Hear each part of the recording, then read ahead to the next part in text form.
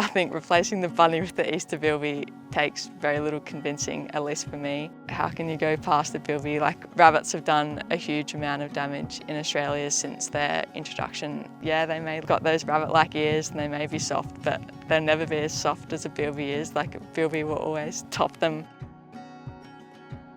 The idea of the Easter bilby came in the late 1990s, and it was pioneered by John Wamsley, who was a real pioneer for our fence reserves. And so since then, the bilby's really been a symbol for conserving flora and fauna in Australia. So I think, yeah, we really need to continue that idea and that symbol, because we don't want the greater bilby and all our other iconic native species to follow the same demise as the lesser bilby, which we saw go extinct in the 1950s, and something like the Tassie tiger, which has all happened on our watch. So I think replacing the Easter bunny, which is an introduced feral herbivore, with something like the bilby is pretty straightforward.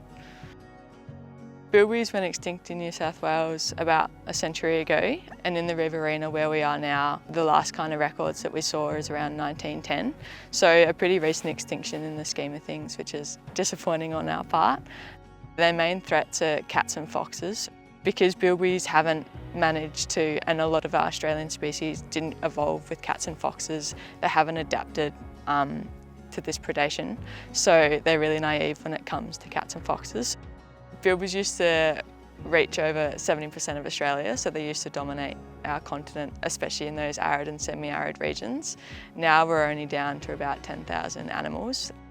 And it really highlights the importance of feral-free safe havens when we look at something like Scotia.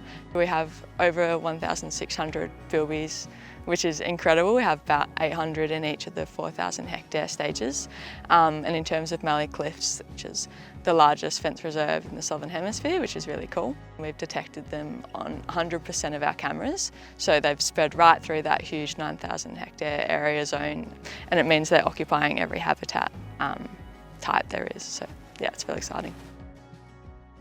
Bilbies were one of the first species I ever got to work with in ecology. It's always a privilege to work with them, and I think when conservation gets hard and you start to question, is it too late or why am I doing something, when you have something as iconic as the bilby that's so enigmatic and so iconic for Australia, it just really cements where you are and why you do it.